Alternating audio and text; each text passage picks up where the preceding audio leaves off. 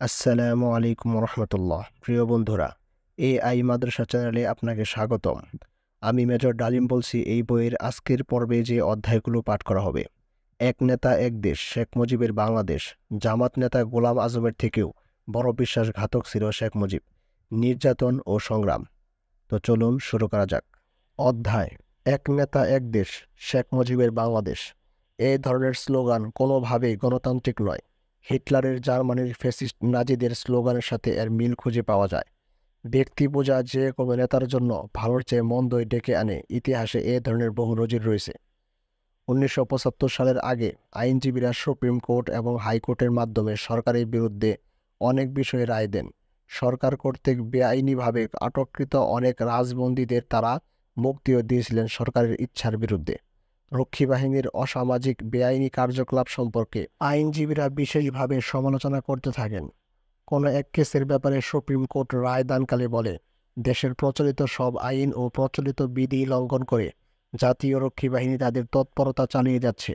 Supreme court অভিমত প্রকাশ করে, রক্ষী বাহিনী কোন আইনের ভিত্তিতে তাদের কার্যকলাপ জারি রেখেছে সেই বিষয়ে যথেষ্ট সন্দেহ রয়েছে।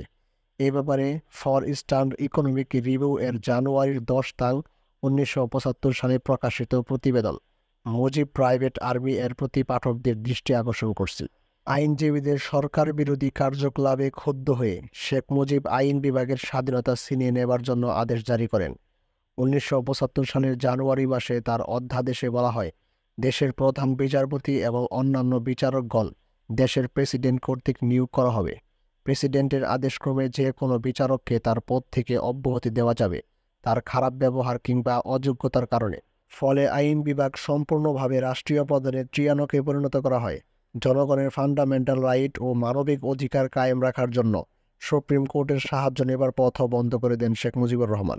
সংশোধিত বিধানে বলা হয়, এই আইনের বলে সংসদ গণতান্ত্রিক কোর্ট, ট্রাইব্যুনাল কিংবা কমিশন গঠন করতে পারবে। এই সমস্ত গঠিত করা হবে জনগণের ফান্ডামেন্টাল এবং মানবিক অধিকারগুলো যে সম্পর্কে শাসনতন্ত্রের পার্ট 3-তে বর্ণিত রয়েছে সেগুলোর নিশ্চয়তা প্রদান করার স্বার্থে।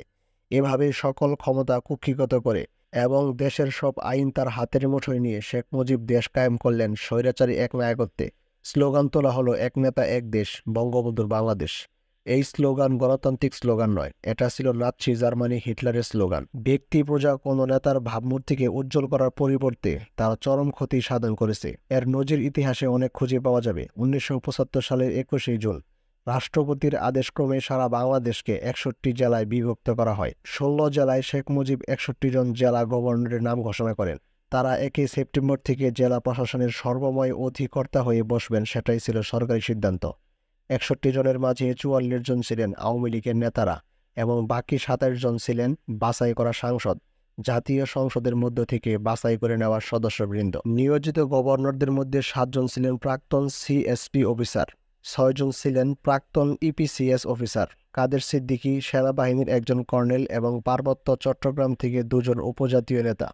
এই 61 জন গভর্নরদের বিশেষ রাজনৈতিক প্রশিক্ষণ দেওয়ার ব্যবস্থা করা হয়। প্ল্যান অনুযায়ী 16 আগস্ট 1975 সালে প্রশিক্ষণ শেষে তারা যার যার জেলায় গিয়ে তাদের দায়িত্বভার গ্রহণ করবেন। তাদের প্রত্যেকের অধীনে দেওয়া হবে জাতীয় রক্ষী বাহিনীর অর্ধেক ব্যাটালিয়ন। তারা সরাসরিভাবে শুধুমাত্র প্রেসিডেন্টের কাছেই জবাবদিহি থাকবেন। রক্ষী বাহিনীর সংখ্যা বাড়িয়ে 1980 সালের মধ্যে প্রতি গভর্নরের অধীনে একটি পূর্ণাঙ্গ রক্ষী বাহিনীর ব্যাটালিয়ন নিয়োগ করা হবে বলে ঠিক করা হয়েছিল।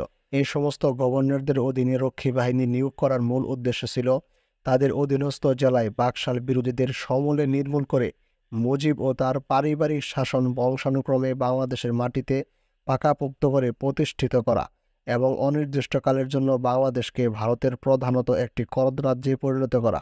অধ্যায়: নির্যাতন ও সংগ্রাম। আওয়ামী বাকশাল শাসনের বিরুদ্ধে বিভিন্ন রাজনৈতিক দলসমূহের আন্দোলন বিশদ পর্যালোচনার দাবি রাখে। আওয়ামী বাকশাল বিরোধী আন্দোলনকালে বিভিন্ন বিরোধী দলগুলো সম্পর্কে কিছু আলোচনা করার প্রয়োজনীয়তা অনুভব করছি।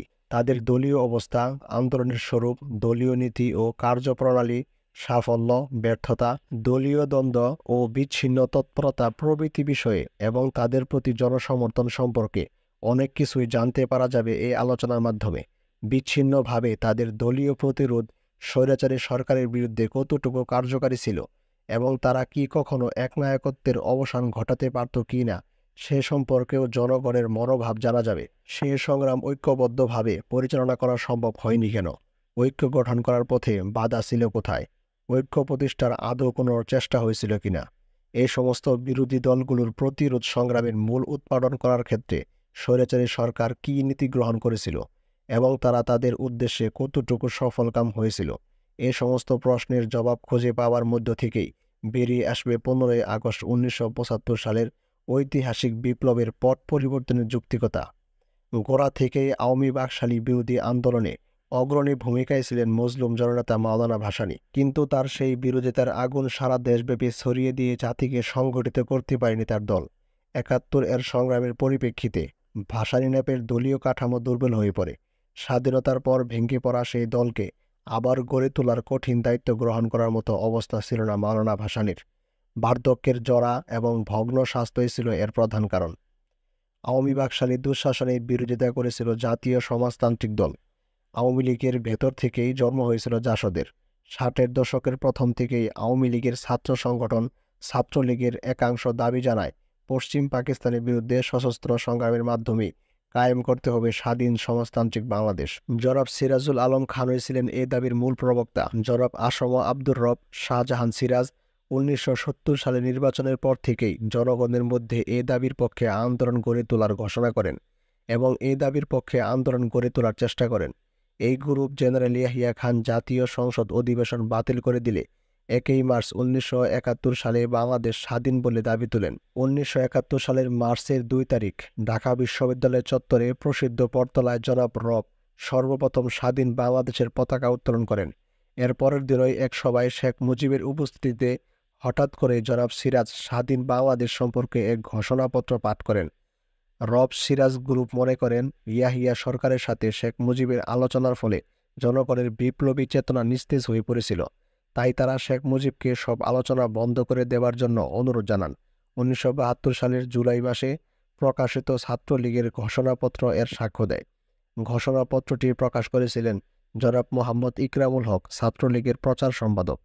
মুক্তিযুদ্ধকালে তারা জনাব তাজউদ্দিনের নেতৃত্বে গঠিত প্রবাসী সরকারের প্রতি আস্থা প্রদর্শন না করে জনাব তাজউদ্দিনকে একটি বিপ্লবী সরকার গঠন করার পরামর্শ দেন এবং তাদের কথা মেনে নেবার জন্য চাপ প্রয়োগ করতে থাকেন। ফলে জনাব তাজউদ্দিনের সাথে তাদের মতপার্থক্য দেখা দেয়। জনাব তাজউদ্দিন তাদের প্রস্তাব প্রত্যাখ্যান করলে তারা ভীষণভাবে ক্ষুব্ধ হয়ে পড়ে।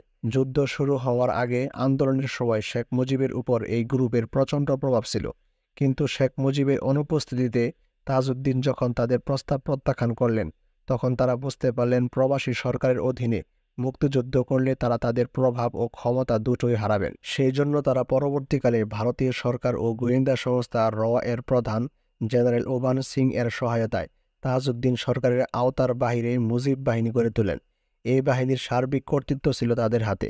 ভারতীয় সেনাবাহিনীর প্রশিক্ষণ এবং অস্ত্রশস্ত্র দিয়ে এই বিশেষ বাহিনী গড়ে তুলতে ভারত সরকার সাহায্য প্রদান করেন।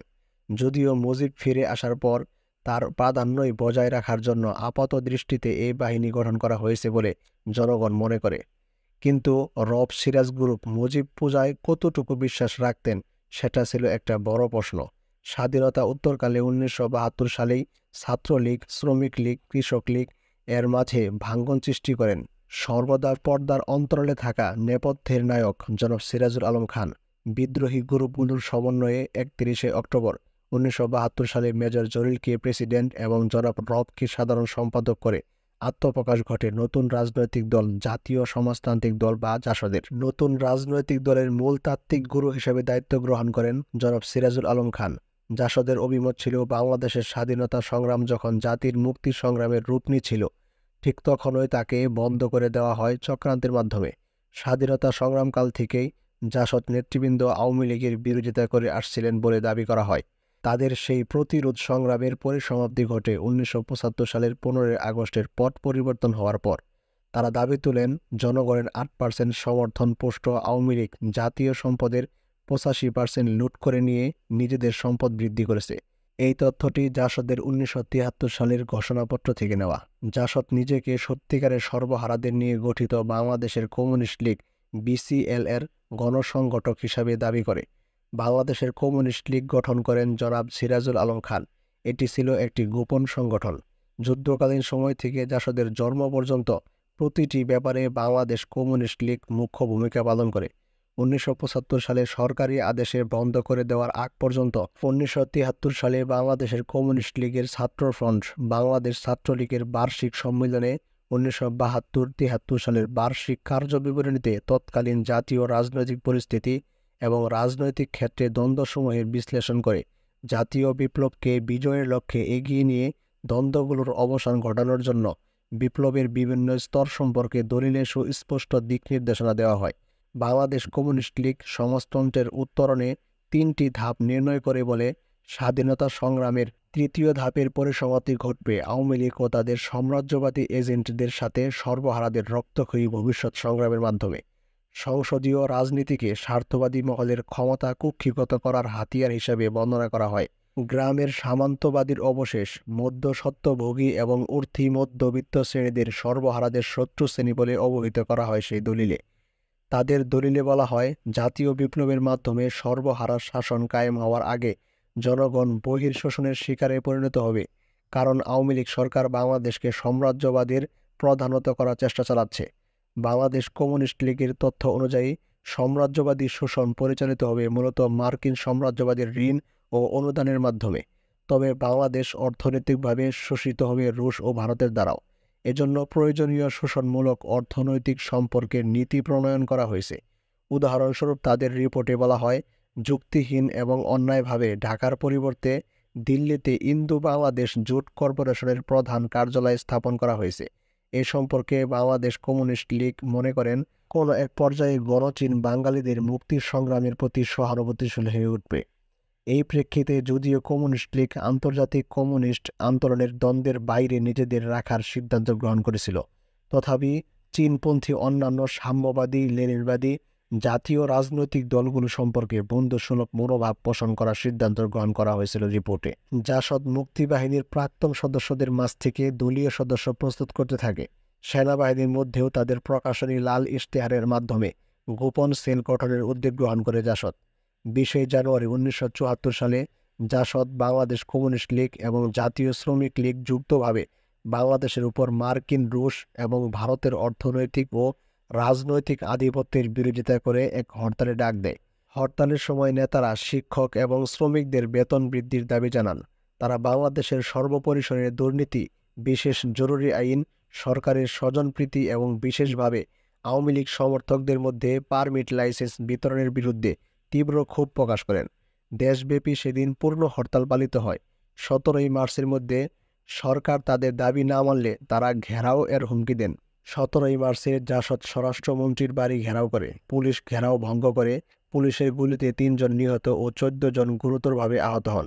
মেজর জলিল, জনাব রব এবং আরও 40 জন জাসদ কর্মী আহত অবস্থায় বন্দী হন। গোপন সংগঠনের অন্যান্য নেতাদের সাথে জনাব সিরাজুল আলম খান সেদিন পালিয়ে যেতে সক্ষম হন। পরবর্তী সময়ে তাদের সংগ্রামকে গ্রাম অঞ্চলে চলমান রাখেন। সেই দিনের ঘটনাকে অনেক চরম হঠকারী প্রচারণা বলে আখ্যায়িত করেছিলেন। জনাব সিরাজুল ইসলাম চৌধুরী জাসদ সম্পর্কে তার স্বাধীনতার স্পৃহা সাম্যের ভয় গ্রন্থে লিখেন, মুসলিম লীগের ঘর ভেঙে একদা আওয়ামী লীগ বের হয়ে এসেছিল। অনেকটা সেই পদ্ধতিতেই আওয়ামী লীগ ভেঙে বের হয়ে এসেছে জাতীয় সমাজতান্ত্রিক দল জাসদ।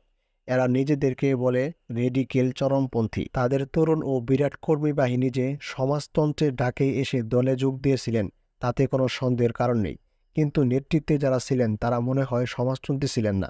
তারা আসলে আওয়ামী লীগের লোকই ছিলেন।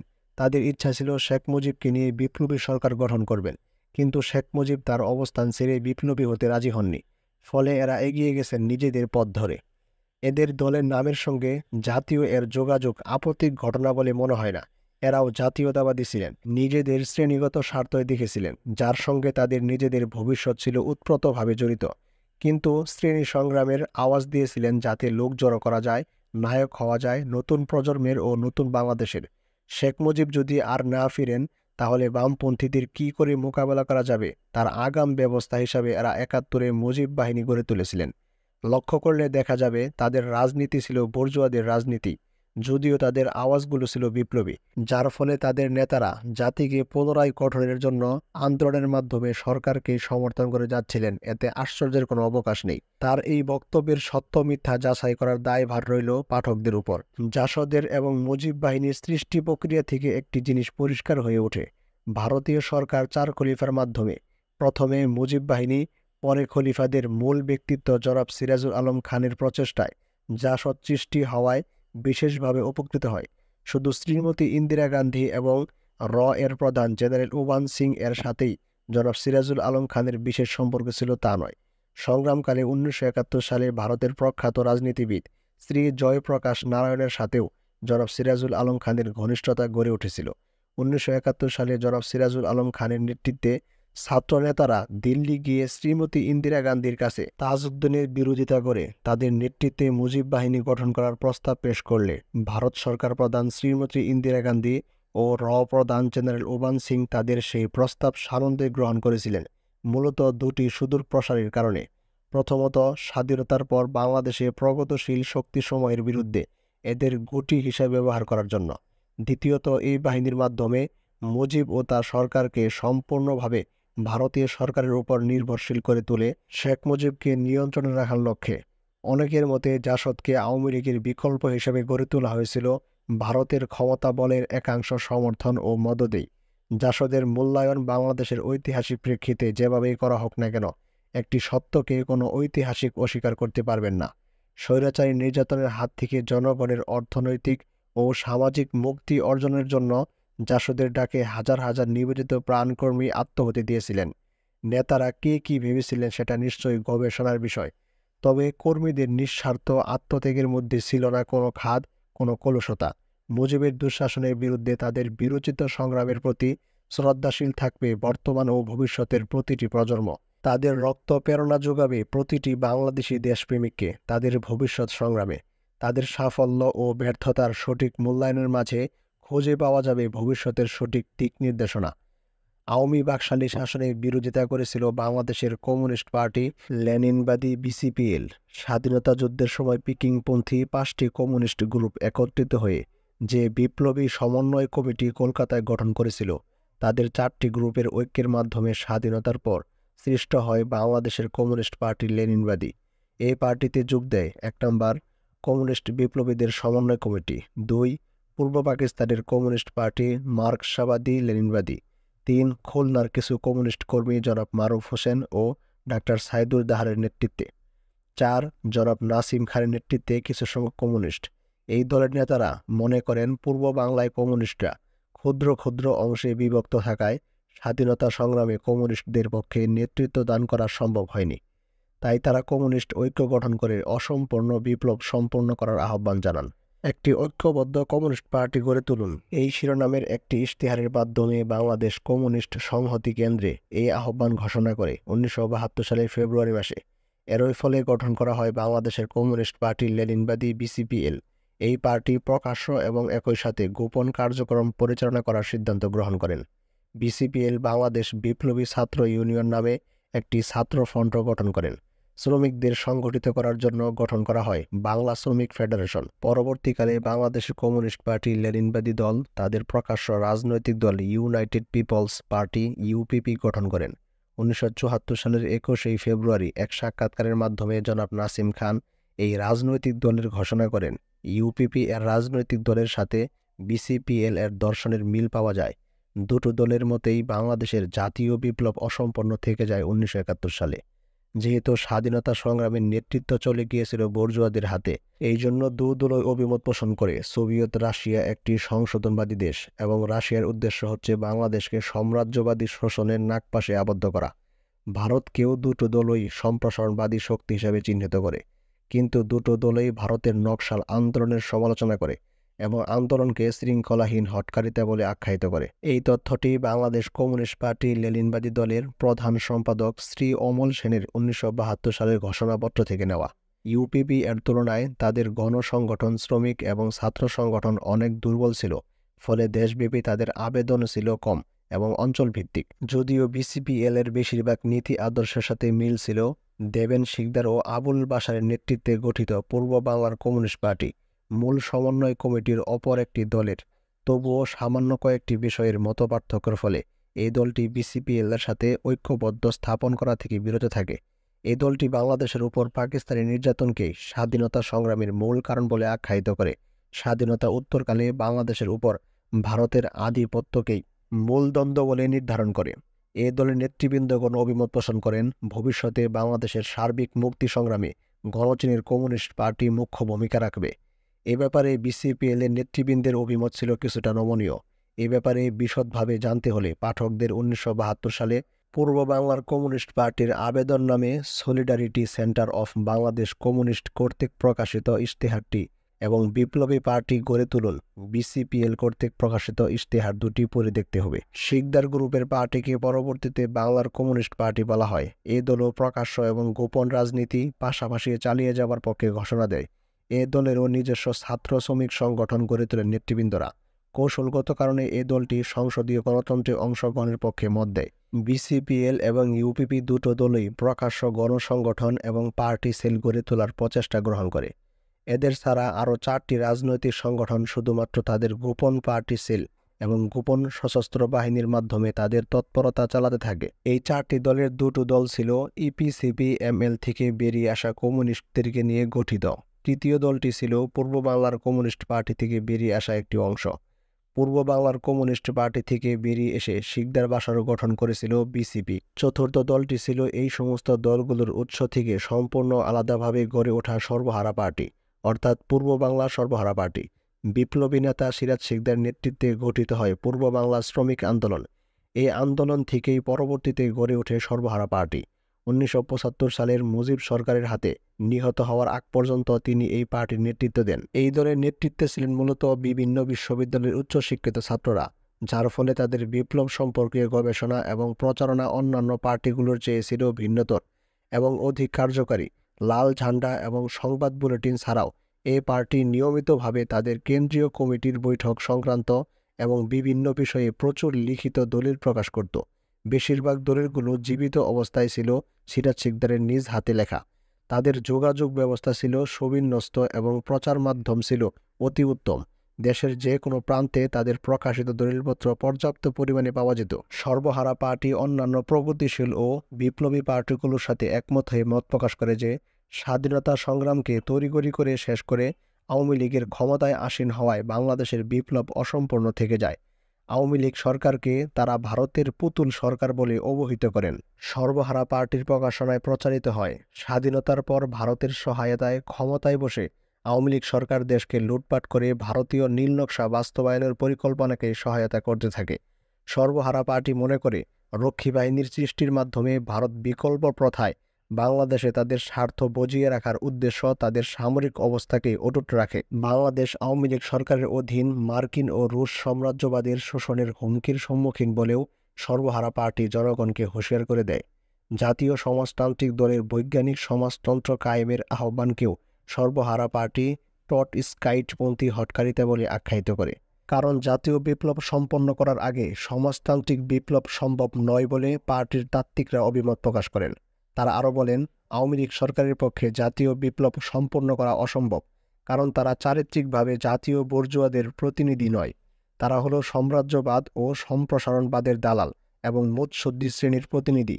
সর্বহারা পার্টির মতে বাংলাদেশের অসম্পূর্ণ বিপ্লবকে ধাপে ধাপে চূড়ান্ত বিজয়ের দিকে এগিয়ে নিয়ে যাওয়ার দায়িত্ব হচ্ছে সর্বহারা শ্রেণীর রাজনৈতিক নেতৃত্বের। বিপ্লবকে এগিয়ে নেবার জন্য সর্বহারা পার্টি কৃষক, শ্রমিক, নিপীড়িত জনতা, বিভিন্ন ভাষাভাষী গোষ্ঠী এবং সংখ্যালঘু সম্প্রদায় গোষ্ঠীর সমন্বয়ে গড়ে তোলে জাতীয় মুক্তি ফ্রন্ট নামে একটি গণসংগঠন। সর্বহারা পার্টির তাত্ত্বিকরা মনে করেন, যেহেতু বাংলাদেশ 3 দিক দিয়েই ভারত বেষ্টিত, সেক্ষেত্রে বিপ্লবের জন্য বাইরের কোনো সাহায্য পাওয়া হবে অতি দুষ্কর। তাই বিপ্লবীদের নিজস্ব শক্তির উপরই মূলত নির্ভরশীল থাকতে হবে। সিরাজ শিকদারের গতিশীল নেতৃত্ব এবং সর্বহারা পার্টির বিপ্লবী কার্যক্রমে মুজিব সরকারের মধ্যে ত্রাসের সৃষ্টি হয়। অসীম সাহসিকতার সাথে সর্বহারা পার্টির সদস্যরা একের পর এক সফল অভিযান চালিয়ে সরকার ও তার বিভিন্ন বাহিনীকে নাজেহাল করে তুলতে সমর্থ হয়। তাদের সাফল্য দেশ জুড়ে সাড়া পড়ে যায়। তরুণ সমাজের কাছে পার্টির ভাবমূর্তি বেড়ে যায়। ফলে তাদের আবেদনে সাড়া দিয়ে দলে দলে জনগণের বিভিন্ন পেশায় নিয়োজিত লোকজন সর্বহারা পার্টিতে যোগ দিতে শুরু করে এবং পার্টির প্রতি সহানুভূতিশীল হয়ে ওঠে।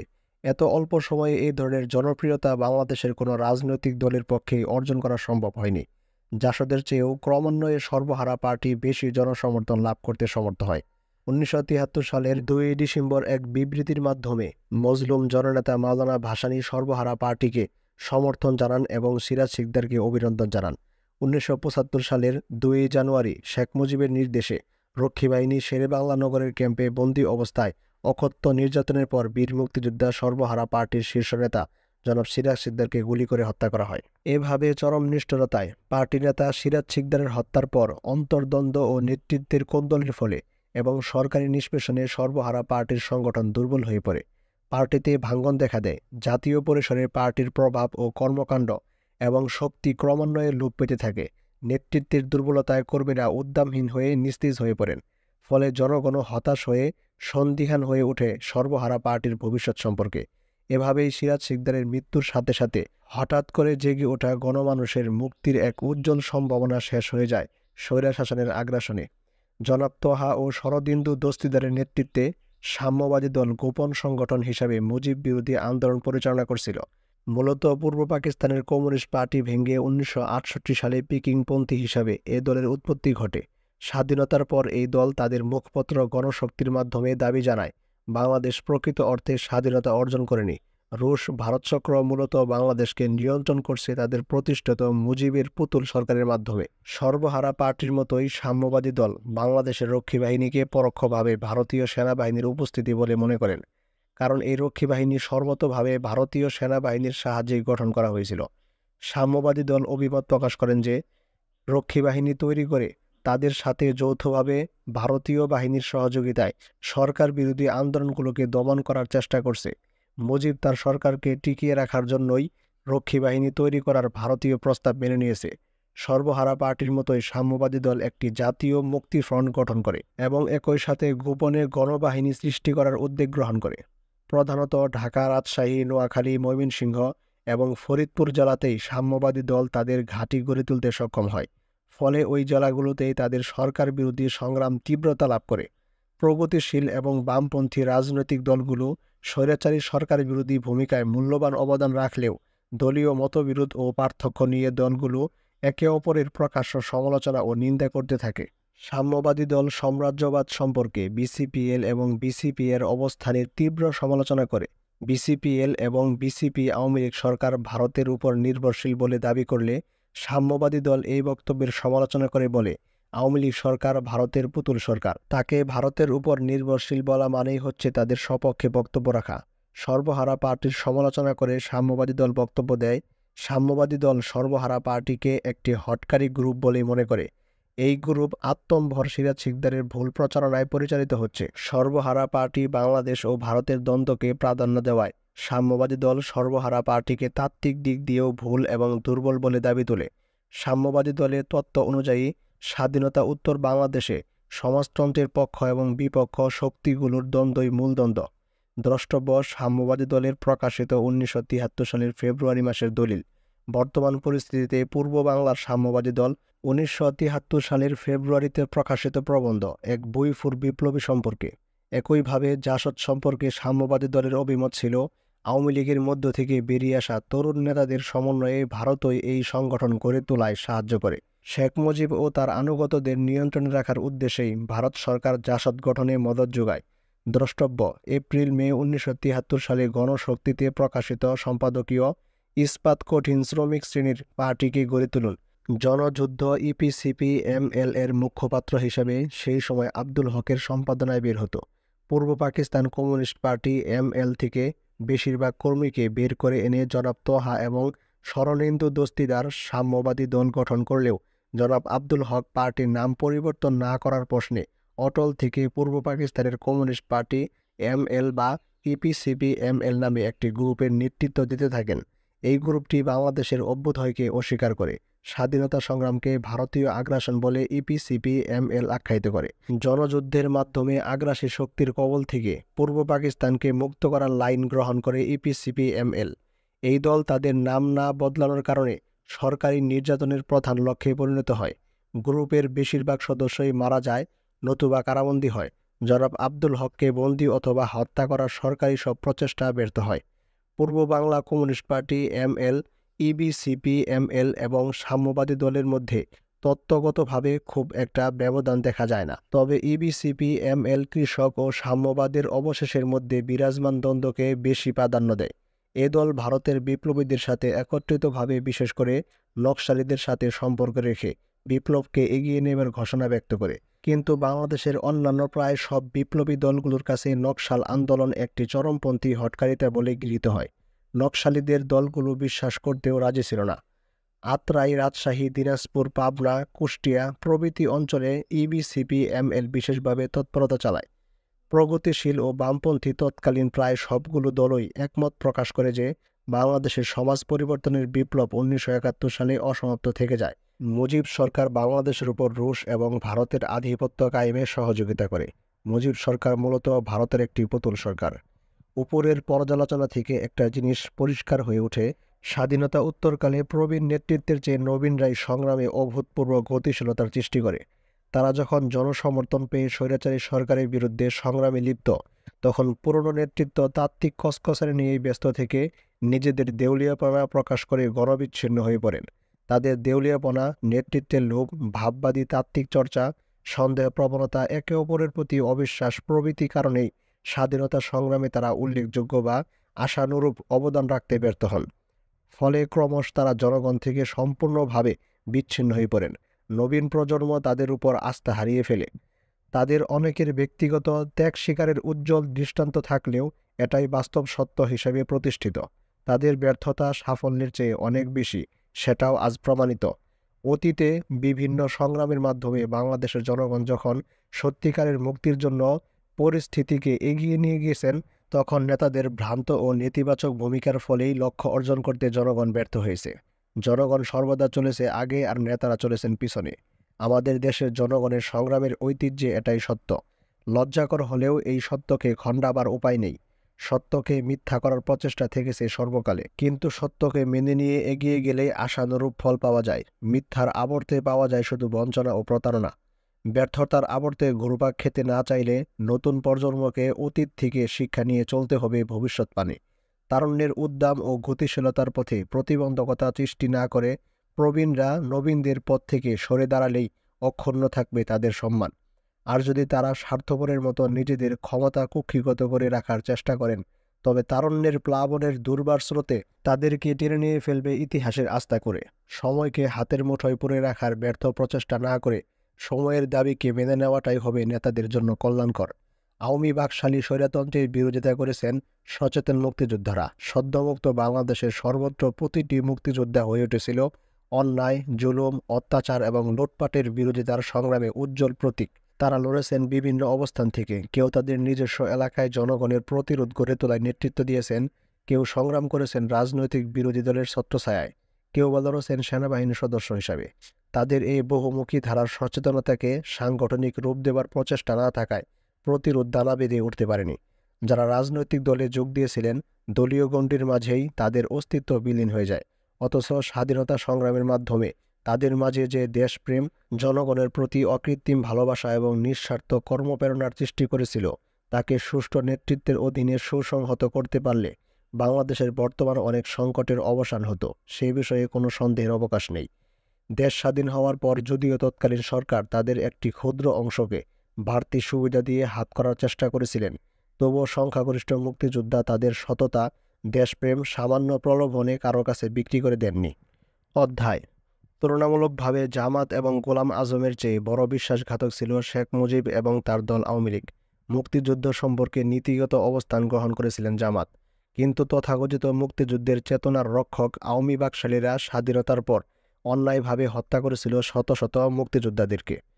90 দশকের প্রথম যখন প্রফেসর গোলাম আজমের নাগরিকত্বের বিষয়টি কোর্টে বিবেচনাধীন, তখন তথাকথিত 71-এর চেতনার ধারক বাহকরা জাহানারা ইমামকে সামনে রেখে ঘাতক দালাল নির্মূল কমিটি নামে একটি প্ল্যাটফর্ম তৈরি করে। এই বিষয়ে কোনো বিতর্কে না গিয়ে সহজেই বলা চলে, ওই ধরনের উদ্যোগ নেবার আগে নিজেদের অতীতের দিকে তাদের দৃষ্টি দেওয়া উচিত ছিল। দেশ স্বাধীন হওয়ার অল্প কিছুদিন পরই ভারত ও পাকিস্তান সরকারের সাথে সমঝোতার ভিত্তিতে ত্রিপাক্ষীয় চুক্তি স্বাক্ষরিত হয় 9 এপ্রিল 1974 সালে। চুক্তিবদ্ধ হয়ে যুদ্ধ অপরাধীদের বিনা বিচারে মুক্তি দিয়ে স্বাধীনতা বিরোধীদের প্রতি সাধারণ ক্ষমা ঘোষণা করেন শেখ মুজিব। আপোষকামী এবং সুবিধাবাদী চরিত্রের শেখ মুজিবুর রহমান সর্বপরিসরে স্বাধীন বাংলার মাটিতে স্বাধীনতার শত্রুদের পুনর্বাসিত করে স্বাধীনতার চেতনার সাথে বেইমানির এক অবিশ্বাস্য নজির স্থাপন করেছিলেন। সে সময় অধুনাকালের তথাকথিত স্বাধীনতার সপক্ষের শক্তির চ্যাম্পিয়নরা সব কোথায় ছিলেন? কেন সেদিন শেখ মুজিবের স্বৈরশাসনের বিরুদ্ধে তারা সোচ্চার হয়ে উঠলেন না? শেখের আমলে গোলাম আজমের বিরুদ্ধে গণ আদালত গঠন করা হলো না কেন? গোলাম আজম বাংলাদেশের স্বাধীনতা সংগ্রামের বিরোধিতা করেছিলেন তার রাজনৈতিক আদর্শের কারণে। তিনি যদি অপরাধী হন, তবে তার চেয়েও বড় অপরাধী শেখ মুজিব, তার দল ও আওয়ামী লীগ বাকশালীরা। স্বাধীন বাংলাদেশের রাষ্ট্রীয় ক্ষমতা এককভাবে কক্ষিগত করে নিয়ে স্বাধীনতার চেতনাকে সমূলে উৎপাটন করার চক্রান্ত করে জাতির সাথে চরম বিশ্বাসঘাতকতা করেছিলেন তিনি ও তার দল। নির্বিচারে হত্যা করেছিলেন হাজার হাজার মুক্তিযোদ্ধা। তাই যুক্তিসঙ্গত কারণেই বাংলাদেশের মাটিতে গণ আদালতে গোলাম আজম ও তার দোসরদের বিচারের আগে বিচার করতে হবে শেখ মুজিব এবং আওয়ামী বাকশালীদের। শহীদ মুক্তিযোদ্ধা রুমির মা জাহানারা ইমাম পুত্র হারাবার শোকে তার স্বামীও মারা যান। ২০ বছর পর তথাকথিত গণ আদালত গঠন করে আওয়ামী বাকশালীদের সাথে একই মঞ্চে দাঁড়িয়ে গোলাম আজমের বিচারের প্রহসন করে তিনি তার ছেলে শহীদ রুমির বুকের রক্তের সাথেই বেইমানি করার অপরাধে অপরাধী হয়েছেন। মুক্তিযোদ্ধা নিধনকারী আওয়ামী বাকশালীদের সাথে একাত্মতা ঘোষণা করে তিনি প্রকৃত মুক্তিযোদ্ধাদের কাছ থেকে সম্মান হারিয়েছেন। একজন মুক্তিযোদ্ধা হিসাবে তার এ ধরনের উদ্যোগে ব্যক্তিগতভাবে আমিও দুঃখ পেয়েছি। জনাব রব মেনন অ্যান্ড গং এবং তথাকথিত প্রগতিশীল বিপ্লবী দলগুলোর নেতারা যারা বর্তমানে আওয়ামী লীগের লেজুর ভিত্তি করার প্রতিযোগিতায় লিপ্ত হয়েছেন, তারাও আজ একই অপরাধে অপরাধী। তাদের নেতৃত্বে স্বৈরাচারী আওয়ামী বাকশালী দুঃশাসনের বিরোধিতা করতে গিয়ে প্রাণ হারিয়েছেন হাজার হাজার মুক্তিযোদ্ধা ও দলীয় কর্মী। হালে আওয়ামী বাকশালীদের সাথে একাত্মতা ঘোষণা করে তাদেরকে স্বাধীনতার সপক্ষের শক্তিরূপে প্রতিষ্ঠা করার তাদের অপচেষ্টা জনগণকে আশ্চর্য করেছে। নিজেদের স্বতন্ত্র বিসর্জন দিয়ে আওয়ামী লীগে বিলীন হয়ে গিয়ে তারা নিজেদের আওয়ামী বাকশালীদের বিটিএম বলে জনগণের মনে যে সন্দেহ বিরাজমান ছিল তাকেই সত্য বলে প্রমাণিত করেছেন। হারিয়েছেন বিশ্বাসযোগ্যতা। লাখো শহীদের রক্তের সাথে বেইমানির শাস্তিস্বরূপ তারা নিক্ষিপ্ত হবেন ইতিহাসের আস্থা করে। ইতিহাসের বিধান অমুক, সত্যকে খুঁজে বের করার দায়িত্ব ঐতিহাসিকদের। সত্যের উপর ভিত্তি করে সৃষ্টি হয়েছে গতিশীল মানব সভ্যতার ইতিহাস। বাংলাদেশের ব্যাপারেও এর ব্যতিক্রম হবে না। প্রিয় বন্ধুরা, আজকের পর্ব এখানেই শেষ করছি। আশা করি আমি মেজর ডালিম বলছি বইটির এই পর্ব আপনাদের কাছে ভালো লেগেছে। আপনারা যদি আমার গল্পটি উপভোগ করে থাকেন তাহলে অবশ্যই লাইক দিয়ে জানান, আপনার মতামত কমেন্টে লিখুন এবং আপনার বন্ধু ও পরিবারের সাথে ভিডিওটি শেয়ার করুন। এই বইটির আরও অনেক পর্ব আসছে, তাই চ্যানেলটি সাবস্ক্রাইব করে বেল আইকনটি ক্লিক করতে ভুলবেন না। তাতে নতুন পর্ব আপলোড করা মাত্রই আপনার কাছে নোটিফিকেশনটি চলে আসবে। আজকের মতো এখানে বিদায় নিচ্ছি। আপনাদের সাথে পরবর্তী পর্বে আবারও দেখা হবে। ততক্ষণ পর্যন্ত নিজের ও পরিবারের খেয়াল রাখুন এবং AI মাদ্রাসার সাথেই থাকুন। ধন্যবাদ সবাইকে। আসসালামু আলাইকুম ওয়া রাহমাতুল্লাহ।